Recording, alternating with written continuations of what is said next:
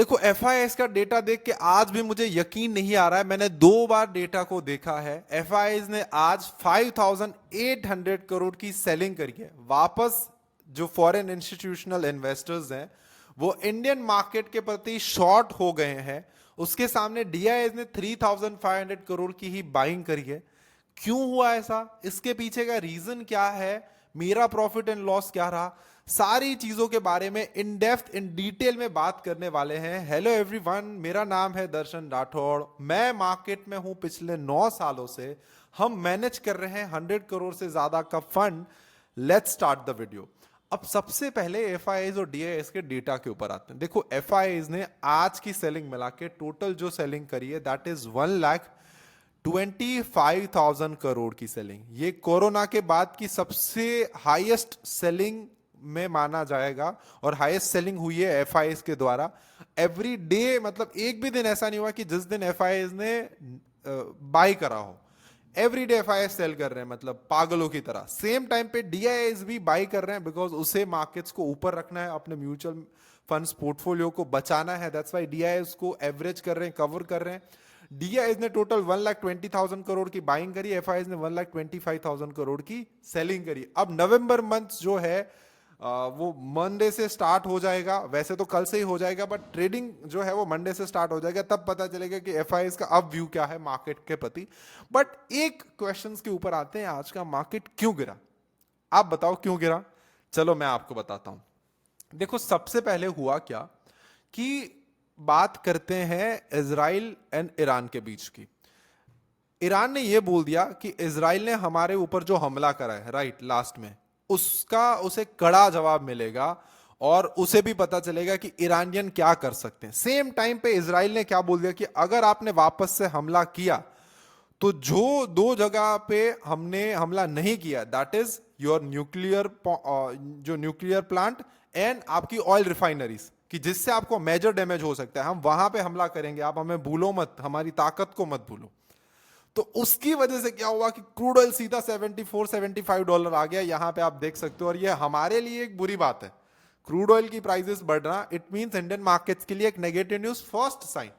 Second, आप देखो कि एफआईआईज का जो डेटा था वो भी नेगेटिव था, सेकंड साइन। थर्ड, हमारा जो ओआई का डेटा था वो भी ये बोल रहा था कि भाई कॉल राइटर ज्यादा है, तो दैट इज थर्ड हो जाता है। अब एक और चीज हुई जिसके कारण इंडिया के आईटी शेयर्स में जो है वो गिरावट देखने मिली, दैट इज ग्लोबल मार्केट का हैंडओवर। अब हुआ क्या ये बात करते हैं। देखो मेटा एंड माइक्रोसॉफ्ट के नंबर्स आने वाले थे, नंबर्स आ गए। उम्मीद के मुताबिक ठीक ठाक नहीं आए बट नंबर्स के बाद कमेंट्री होती है कि आगे विजन क्या है, नेक्स्ट क्वार्टर में ऐसा क्या करेंगे कि जिसकी वजह से ये नंबर जो है वो इंप्रूव हो जाएंगे। तो वो कमेंट्री में थोड़ी बहुत गड़बड़ हो गई राइट। इसकी वजह से आईटी शेयर्स गिरने लगे राइट, पर्टिकुलरली आईटी, उसके भी शेयर्स गिरे, मेटा एंड माइक्रोसॉफ्ट भी गिरे कल। उसकी वजह से नैस्डैक गिरा। सेकंड, जो चिप कंपनीज है उस पर कुछ प्रॉब्लम हुई जिसकी वजह से भी उसकी इफेक्ट भी नैस्डैक के ऊपर आई। थर्ड, एक और चीज हो गया कि यूएस में कल जीडीपी के नंबर्स आने वाले थे। एक्सपेक्टेशन ये थी कि भाई 3.1% राइट जो जीडीपी रेट आएगा और उसके सामने आया 2.1%। तो ये 3 रीजन की वजह से सबसे पहले हमें नैस्डैक में गिरावट देखने मिली, उसके बाद एसएनपी एंड डाउ जोन्स पे गिरावट देखने मिली। सेम टाइम पे अगर आप एशियन मार्केट्स भी देखो तो ऑल नेगेटिव था। यहां पे आप देख लो UK 100, Hang Seng, DAX, Nikkei, all is in red. इसीलिए आप अगर देखोगे तो मॉर्निंग में गिफ्ट निफ्टी जो था वो 100 पॉइंट हमें नेगेटिव दिखा रहा था। बट उसके बाद हुआ क्या, अब इसके बारे में बात करते हैं। देखो हमें गैप डाउन ओपनिंग मिली। बैंक निफ्टी आज के दिन जो है वो ज्यादा स्ट्रांग था क्योंकि बैंक निफ्टी ने पहले एक अपना हाई बनाया, डे हाई, और उसके बाद उसको ब्रेक भी किया, ऊपर सस्टेन करने की ट्राई भी करी बट लेकिन वापस आ गया just because of the 3 major bank. But अब हम गिरे क्यों? बिकॉज देखो जैसे नैस्डैक में कुछ हुआ सेम वो रिएक्शन आया हमारे आईटी स्टॉक्स पे। इन्फोसिस देख लो, टीसीएस देख लो राइट, जो मेजर कंपनीज है, जो निफ्टी में भी जिसका मेजर पार्ट है।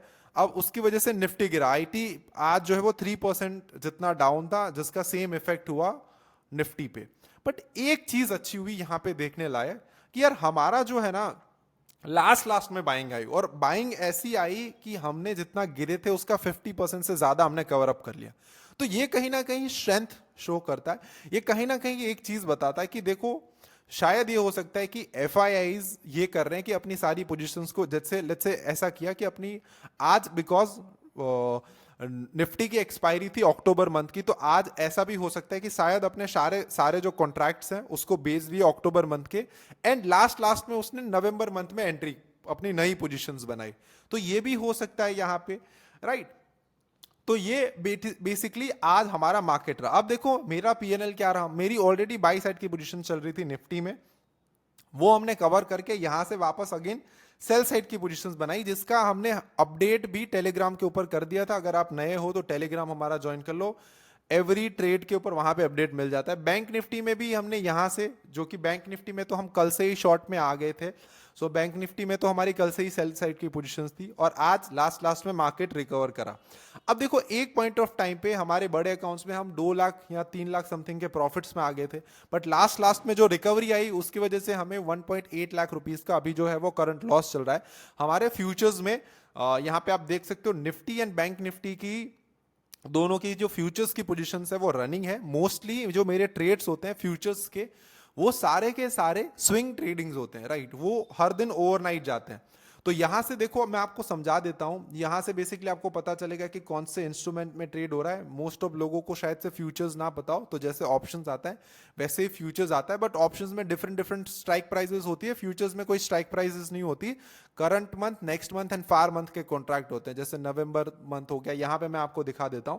जैसे समझ लो मैं निफ्टी फ्यूचर्स अगर टाइप करता हूं, निफ्टी फ्यूचर्स, तो देखो अक्टूबर नवंबर दिसंबर 3 मंथ के कॉन्ट्रैक्ट यहां पे ओपन है। अब ये क्या दिखाता है, ये है करंट मंथ जो चल रहा है वो, ये नेक्स्ट मंथ और ये फार मंथ। तो फ्यूचर्स में इस तरीके से होता है, कोई कोई डिफरेंट डिफरेंट स्ट्राइक प्राइसेस नहीं होती, राइट। जैसे ऑप्शंस में होती है कि 25,100 का कॉल, 25,200 का कॉल, 25,300 का कॉल, इस तरीके से, राइट। अब यहाँ पे ये लास्ट ट्रेडेड प्राइस है, ये मेरा आज के दिन का पीएनएल है, ये नेट एवरेज है। यहाँ पे मेरी आपको नेट क्वांटिटी देखने मिलेगी कि देखो यहाँ पे आपको पता चल जाएगा कि मेरी माइनस में, तो दोनों में मेरी सेल साइड की पोजीशंस जो है वो रनिंग है। यहाँ पे मेरी नेट क्वांटिटी इतनी है, यहाँ पे इतनी है, और यहाँ पे आपको नेट पीएनएल जो है वो देखने मिल जाएगा। मार्केट बंद हो गया है तो इसलिए 1,86,000 समथिंग का लॉस है। बट एक चीज अच्छी हुई है हमारे साथ, ऑप्शन ट्रेडिंग में आज हमने प्रॉफिट करा।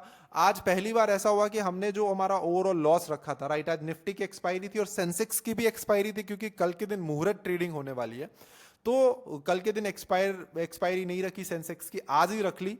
सो आज हमने डिसीजन लिया कि सेंसेक्स के अच्छा है कि आप हमने निफ्टी में बनाए। तो आज सारे के सारे कॉन्ट्रैक्ट्स में आप देख सकते हो, मोस्ट ऑफ द कॉन्ट्रैक्ट्स में हमें पॉजिटिव रिजल्ट्स मिले, और लास्ट में हमने 2,93,000 रुपीस को बुक किया।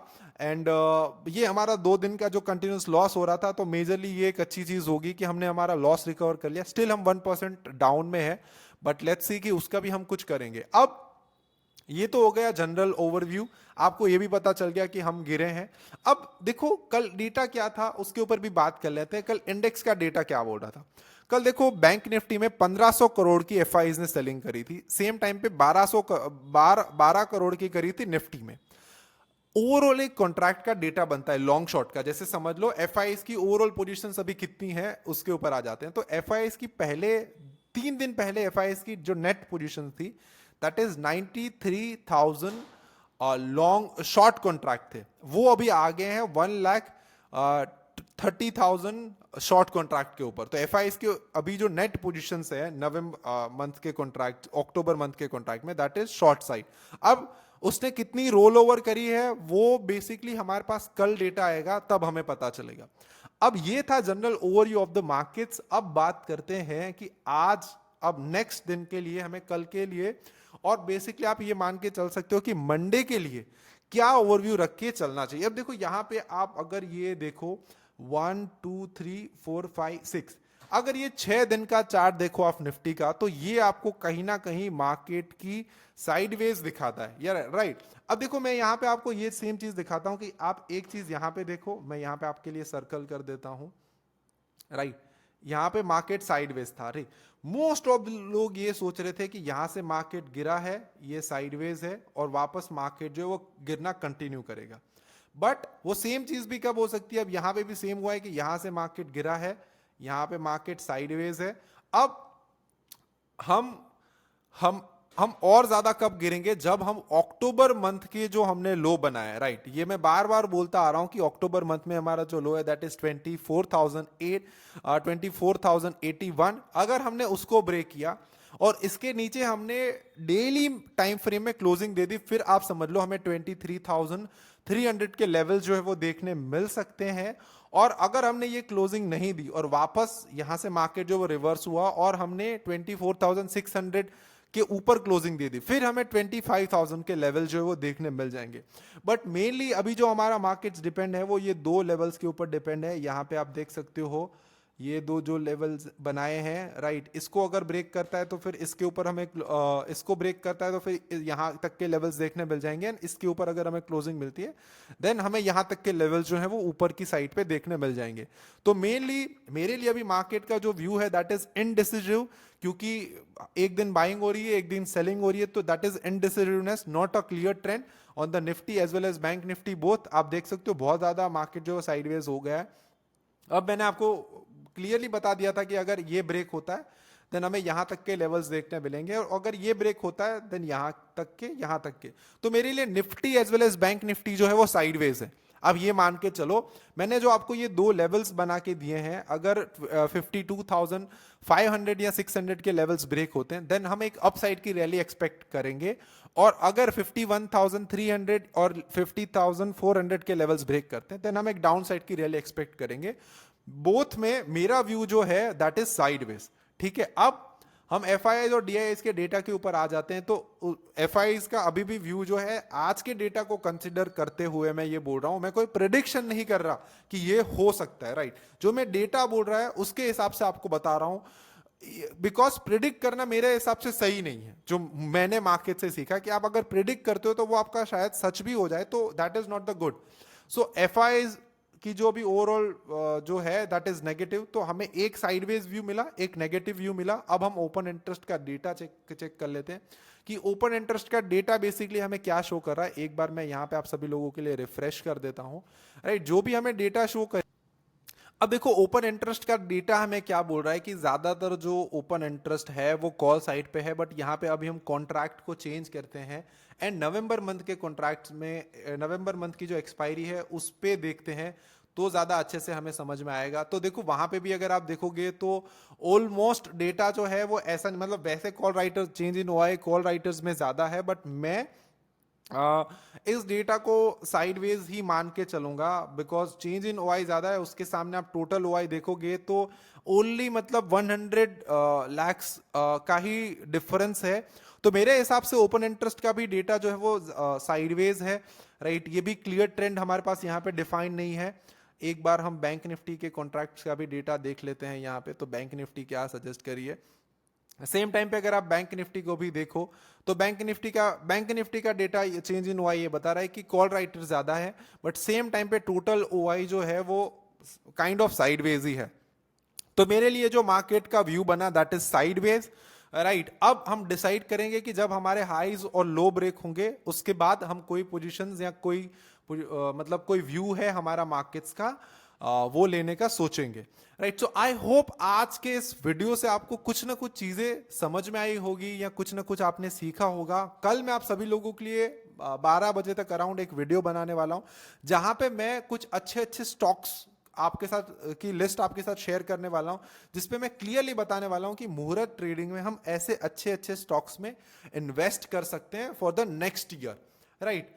सो मेरी तरफ से और मेरी फैमिली की तरफ से आप सभी लोगों को again happy Diwali, right. I hope कि लक्ष्मी माता आपके घर में आए, आपको ढेर सारे पैसे दे, ढेर सारी खुशियां आए आपके घर में। और जितना वेल्थ मैंने मार्केट से कमाया और जितना मैंने मार्केट से सीखा है, एक दिन आप भी मार्केट से सीखे एंड अपने फैमिली की और जितने भी लोगों को नीडफुल है वो सभी लोगों की हेल्प करे। हैप्पी दिवाली।